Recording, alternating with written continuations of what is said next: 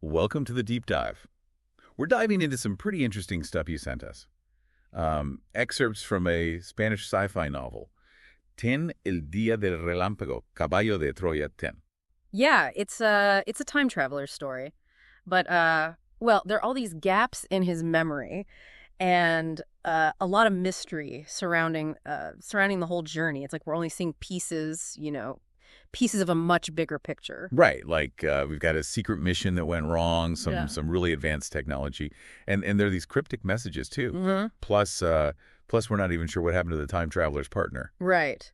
So let's start with who this guy is, the protagonist. Okay. He's military, but we only know him as the Major. That's all they call him in these excerpts. Okay. And he's part of this top secret operation called Caballo de Troya. Caballo de Troya. Yeah, which translates to Trojan Horse. Yeah. And I think that's interesting, that name. Well, it makes you think about subterfuge, right? Infiltration. This isn't just some random time travel mission, Okay, I see what you mean. Like there's something more, like maybe some deception going on. Gotcha. So we've got a Trojan horse operation and time travel. Mm-hmm. Where are they even going? What's the point of all this? Well, that's part of the mystery. The excerpts don't really say. Oh, okay. But what we do know is that they send the Major back in time in this vessel they call the Cuna. The Cuna. Yeah, like it means cradle. A cradle? Uh-huh. Interesting. But then this cradle, it crashes in the Dead Sea. Oh, wow. And the Major is stranded there in the past. And his partner, this engineer named Eliseo, he disappears after the crash, Yeah. right? Oh, and then there's also that Perla thing. The Pearl. Yeah, they give it to the Major before the mission, but it's all very mysterious. Yeah, it's really interesting, that Perla. They keep mentioning it, but they only give us these little hints about it. Like, what is it? Is it some kind of key to their mission? Or a device, to help them navigate time? Or even a way to communicate, like across different times? I don't know. It could be anything. Yeah. And then the crash itself, the Cuney crashing, there's all this conflicting information. Yeah, there is. Satellite images, they show the Cuna like deep in the Dead Sea mud. Yeah. But then they find landing gear near the shore. Right. It doesn't make sense. No, it doesn't. And then the Cuna's batteries, they turn up in this really weird way. Yeah, like someone's trying to hide what really happened. Yeah, that's what I was thinking. Or maybe someone or something is manipulating things, Right, behind the scenes, pulling strings. Okay, that is kind of creepy. Uh-huh. And on top of all that, the Major finds these coded messages. Yes, in the mission logs. Right. Talk about adding more mystery. Exactly. Like, it makes you think, what if this mission was compromised from the start? Oh, you mean like someone betrayed them? Maybe. Or maybe there were different groups, within the Caballo de Troya project, like different sides, working against each other. So many possibilities. Was Eliseo a double agent? Did he betray the Major? Or was he trying to protect him? Who knows? So many questions. It's like we're just starting to see this bigger conspiracy. Yeah. And that's what's so cool about these excerpts. It's not just about Eliseo, disappearing and the Major trying to figure it all out. There's something bigger, something more than just the story itself. It's like the novel wants us to really think about time travel, right? Like what it means and what could happen if you try to change the past. Yeah, the consequences. Yeah, and maybe we're messing with stuff we just don't understand. Exactly, and that's what makes Caballo de Troya so fascinating. It's the crashed Cuna, the messages, Eliseo disappearing. Right. They're all like pieces of this puzzle, and it's a puzzle that's about something much, much deeper. It's not just a story. We're talking about time itself, about reality. So the Major, he's trying to deal with all this. Mm-hmm. He can't remember everything. He's suspicious of everyone, and he wants to find Eliseo. He thinks Eliseo's still alive out there somewhere. Yeah, he does. And maybe those coded messages, they hold the key to finding him. Maybe they do. And what's interesting is that, well, it's not just about, friendship or loyalty. The Major, he wants to find Eliseo, but he wants to know what happened. Like why everything went wrong. Yeah, he needs to understand. And what this Caballo de Troya project was really all about. Exactly. He wants to put things back together. Okay, but he's up against some pretty powerful people, right? And maybe even time itself is messing with him. Uh-huh. He is. And we can't forget about that Perla. Who knows what that thing can do? Yeah, it could be dangerous. Or maybe it holds the answers. It's like he has this key, but he has no idea what door it opens. Maybe it leads to Eliso.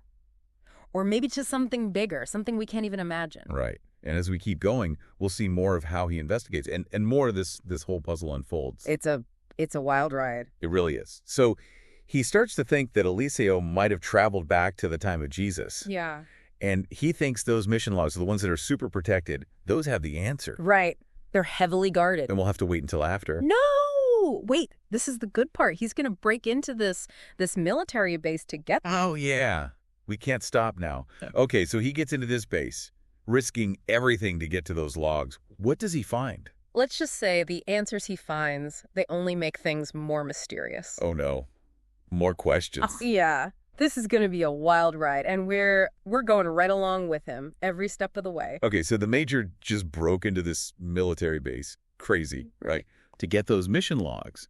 He's convinced they hold the key to finding Eliseo and like the whole truth about Caballo de Troya, right? So what happens next? Well, he does find the logs, but it's not that straightforward. What do you mean? Well, it's not like everything is just, spelled out for him right there. Instead, he finds these errors in the logs. Errors? Yeah, like inconsistencies, and they seem random at first. Wait, so he risked his neck for a bunch of typos? See, that's what's so interesting about this. It's not just about getting those logs. It's about seeing what others don't see. Okay. The major, maybe it's that Perla, maybe it's helping him somehow, but he starts to see a pattern in these errors. Like a secret code. Exactly, a code hidden in plain sight, disguised as mistakes. Classic spy stuff. Oh, yeah, that's sneaky. Huh. So Eliseo, if it was him, he must be pretty good at this kind of thing. Oh, yeah. The major realizes Eliseo must be a master of deception, if he's behind it, that is. Right. So what does the code say? Does it just, point him to Eliseo, he went this way? Not quite. It's more complicated than that. The code, it uses maps. Maps? And geographic coordinates. Oh, wow. Like a treasure map. But instead of gold, it leads to a specific spot on the Jordanian side of the Dead Sea. Dead Sea again. But I thought the Kuna was, stuck in the mud. All right. So what could be at this location? Well, that's the big question, isn't it? Remember, the major things, Eliso went to the time of Jesus. Right. So maybe this spot has some kind of historical significance, Maybe it's a place where different timelines come together. Or even some kind of portal. Who knows? Wow. Okay, that's, those are some wild theories. Well, we've got to speculate a bit, Yeah. right? That's part of the fun. True. So the major, he takes this code and he goes on another journey. He does. He's not just following orders anymore. He's following his gut, trying to find Eliseo. Exactly. He's driven. And remember that line from the excerpts? I think it was, Cien atardeceres después de muerto vivirás, lo no vivido será el día del relámpago. Oh, yeah. 100 sunsets after death, you will live what has not been lived. It will be the day of the lightning. Yeah, what about it? It was super cryptic, like a prophecy or a warning even. Right. At first, the major thought it was about October 6th, when they think the war will start. But now, Eliseo's back. And he doesn't seem to have aged. Could it be about him? You mean he died during the mission but somehow came back to life? Maybe. Or was resurrected. Or maybe the day of the lightning isn't a date at all. Maybe it's like a turning point or a moment when different timelines meet. Okay, now we're getting really deep. Right. This novel, it takes you beyond just the plot. It makes you think about time, about reality, about how the choices we make can change things. Everything. So even though these excerpts don't give us all the answers, there's still so much to think about. What does Eliseo coming back mean for the major? What did he learn in the past? And what about this war? Is that connected to Caballo de Troya somehow? All good questions. And that's what makes this such a great story. It keeps you guessing. It keeps you thinking. Yeah, it does. And it makes you want to know more. But it kind of invites you to come up with your own answers, too. To imagine. It's like we're on a journey, too. Just like the major. We are. We're taking these pieces, these clues, and trying to put them together. And even if we don't have all the answers, it's still an amazing process, isn't it? It is. It reminds us that there's always more to learn, more to explore. Okay, so back to the story. The major uses the code to get to this place by the Dead Sea. And what does he find? He finds Eliseo, alive and well, but there's a catch. What? He looks exactly the same as when he disappeared. No way. You mean he hasn't aged at all? Not a bit. How is that possible? Did he find the Fountain of Youth while he was back in time? It's crazy, right? Makes you rethink everything you thought you knew about time, about aging. The author really leaves us hanging here. Yeah, they do. We need to know, like, how did he survive? And how is he still young? What did he learn while he was in the past?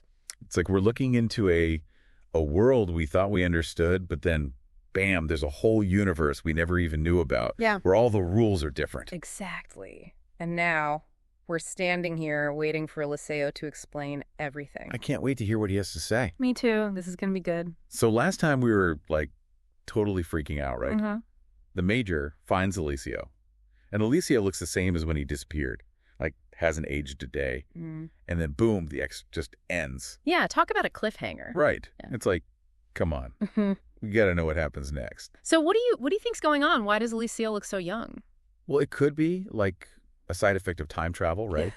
Maybe something happened when he went back in time. Yeah. Or maybe he found some crazy technology in the past. Ooh, like something that can keep you young forever?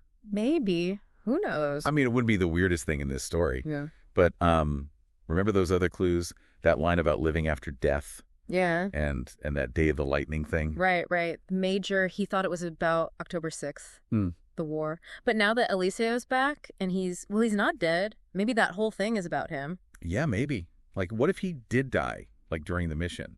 And then somehow he, like, came back to life? It's possible. Or maybe the day of the lightning, it's not really a day, you know, like a calendar day. What do you mean? Maybe it's like a moment.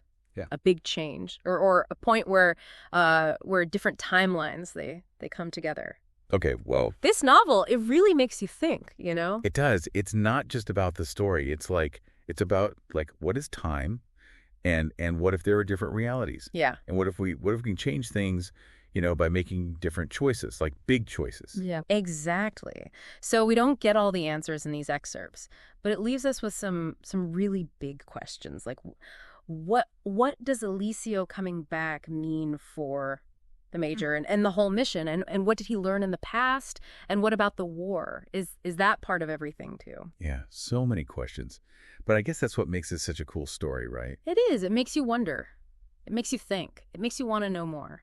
And it makes you want to, like, come up with your own theories, like, what if this happened or what if that happened? Exactly. It's like we're on this journey too. Just like the Major, we're putting the pieces together, even though we don't have the whole picture. Right. It's the journey that's fun. It is. And it's a reminder, you know, there's always more to learn, always more to explore. Okay, so let's recap. We've got this time traveler. He crashes in the past. His partner disappears and comes back, like, years younger. There's a secret mission, coded messages, a weird pearl, and a war about to start. It's a lot to take in, right? But it's what makes it so interesting. It makes you question everything. It does.